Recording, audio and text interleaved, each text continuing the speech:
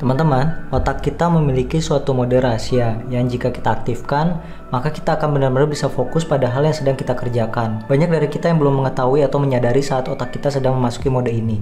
Di video ini saya akan sharing seperti apa otak kita bekerja saat mode ini aktif, apa manfaatnya, dan bagaimana kita dapat mengaktifkan mode ini kapanpun kita mau. Teman-teman mungkin pernah merasakan sangat fokus dalam mengerjakan sebuah aktivitas, sangat tertarik mengerjakan aktivitas tersebut, hingga teman-teman tidak tergubris dengan hal apapun, seperti suara notifikasi dari handphone, suara orang yang memanggil, bahkan teman-teman sampai lupa waktu. Tanpa sadar teman-teman sudah berjam-jam fokus mengerjakan hal tersebut. Bahkan sampai lupa hal-hal dasar seperti lupa makan, lupa minum, lupa ke toilet, dan hal dasar lainnya. Yang kita rasakan di kondisi ini, otak kita seperti bekerja fokus 100% pada hal yang sedang kita kerjakan. Rasanya hal yang kita kerjakan terus-menerus bisa kita kerjakan tanpa perlu adanya motivasi atau dorongan untuk mengerjakannya. Dan somehow diri kita seperti terserap ke dalam hal yang sedang kita kerjakan itu. Anehnya ada perasaan senang yang berlimpah yang kita rasakan tanpa adanya dorongan faktor eksternal yang mempengaruhi diri kita. Kondisi ini bernama flow, teman-teman. Flow sudah lama ditemukan namun dipopulerkan oleh dua orang psikologis bernama Mihai Csikszentmihalyi dan Jen Nakamura. Mudah-mudahan saya nggak salah ucapkan namanya ya. Kondisi flow adalah saat dimana pikiran seorang manusia dapat memproses hingga 110 bit informasi per detik, yaitu saat kita menantang diri kita sendiri dengan suatu tugas hingga pikiran kita mencapai kapasitasnya secara penuh. Jika aktivitas yang kita lakukan adalah sesuatu yang kita sukai dan kita kuasai, kita dapat mencapai kondisi mental yang benar-benar mengalir, sehingga membuat kita merasa gembira, termotivasi, dan puas. Kondisi ini menempatkan kita pada zona anti-distraksi.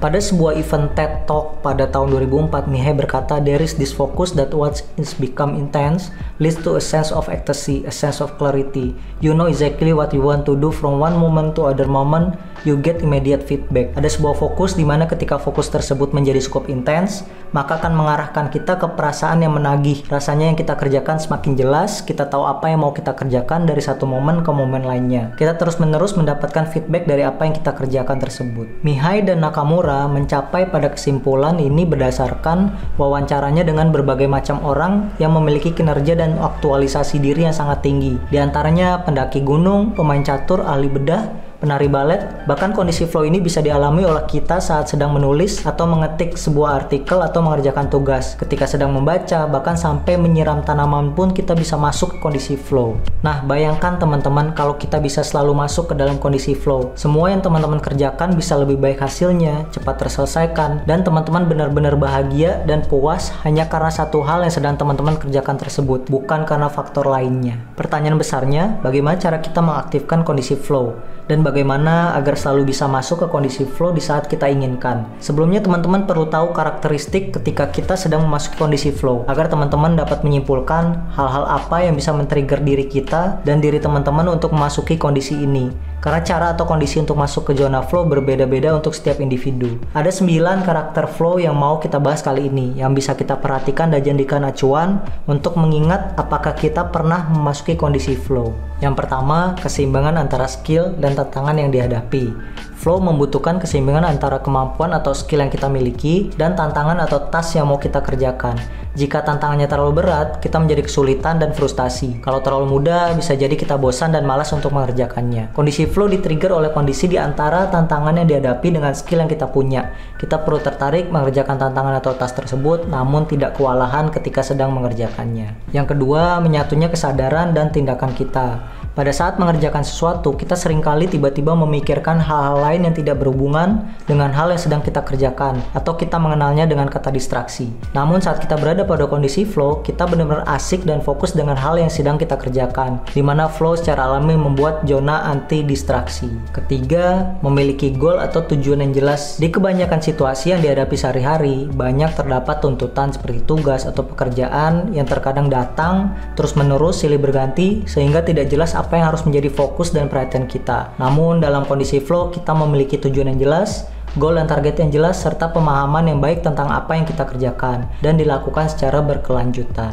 Karakter keempat, mendapatkan feedback secara langsung. Feedback langsung dan cepat sepertinya terus diberikan, sehingga kita dapat terus menyesuaikan reaksi kita saat memenuhi tuntutan saat ini. Saat kita berada dalam kondisi flow, kita tahu seberapa baik kinerja kita sepanjang waktu. Contoh simpelnya, ketika kita sedang mengerjakan task, kesulitan yang timbul saat mengerjakan task tersebut satu persatu terlewati tanpa membuat pikiran kita stuck atau terhenti. Kelima, konsentrasi penuh. Konsentrasi yang sangat tinggi membuat perhatian kita hanya tertuju pada aktivitas yang sedang kita kerjakan dan mengecualikan setiap gangguan atau distraksi yang tidak berhubungan. Karena kita asik dengan satu aktivitas yang sedang kita kerjakan, kita hanya menyadari apa yang relevan dengan hal tersebut dan tidak memikirkan hal-hal yang tidak ada hubungannya. Keenam, rasa kendali penuh atau sense of control. Ada rasa kendali terhadap diri yang penuh, seolah-olah kita mampu melakukan apapun yang kita lakukan saat dalam kondisi flow. Ketujuh, hilangnya kesadaran diri atau loss of self-consciousness. Kurangnya kesadaran diri atau kebutuhan tubuh seiring hilangnya kesadaran terhadap diri kita. Di kondisi flow, kita terlalu asik dalam aktivitas yang kita kerjakan sehingga tidak memperdulikan atau lupa akan kebutuhan tubuh seperti lupa makan, lupa minum, dan lainnya. Secara tidak sadar kita mengabaikan hal-hal tersebut. Kedelapan, transformasi waktu seakan semakin cepat atau semakin lambat. Ada perasaan terdistorsinya waktu. Tanpa disadari, waktu seperti berlalu begitu saja ketika kita benar-benar terlibat dalam kondisi flow. Kita tidak sadar bahwa sudah menghabiskan waktu berjam-jam untuk hal yang sedang kita lakukan. Kesembilan, autotelic experience. Flow adalah aktivitas yang secara intrinsik bermanfaat. Aktivitas ini menjadi autotelic. Istilah autotelic ini berasal dari dua kata Yunani, auto artinya diri dan telos yang memiliki arti hasil, yang mana diartikan sebagai aktivitas yang dilakukan bukan dengan harapan mendapatkan manfaat di masa depan, tetapi hanya karena melakukan aktivitas tersebut adalah merupakan suatu tujuannya atau hadiahnya. Dari karakteristik tadi, kita bisa ambil 5 cara untuk dapat memasuki kondisi flow.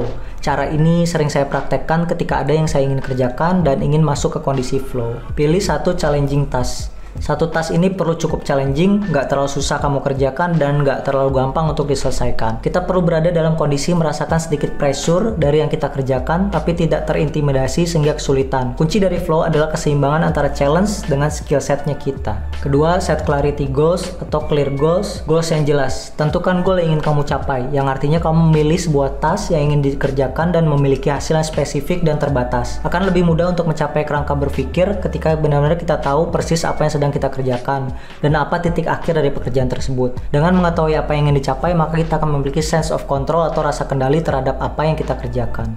Yang ketiga, pilih environment yang membuat nyaman. Kamu bisa memilih lokasi atau tempat yang membuat kamu nyaman, membuat kamu mudah berkonsentrasi, membuat kamu merasa bahagia, dan juga membantu kamu fokus. Saya punya area bekerja yang jika saya butuh untuk masuk ke kondisi flow, saya bisa tutup pintunya di ruangan tersebut. Terkadang kita butuh tempat menyendiri untuk masuk ke kondisi flow. Keempat, hilangkan distraksi. Coba hilangkan distraksi seperti jauhkan handphone dari area kamu bekerja, membersihkan area kerja kamu, seperti membersihkan meja, merapikan barang-barang yang tidak sesuai tempatnya yang bisa mengganggu fokus kamu. Dan sediakan semua perlengkapan yang kamu butuhkan pada area di mana kamu bekerja. Kamu bisa menggunakan headset atau headphone untuk mencegah distraksi orang lain jika kamu berada di lingkungan yang cukup banyak orang. Biasanya ketika orang lain melihat kamu menggunakan headset atau headphone, mereka cenderung mengurungkan niat untuk mengganggu kamu.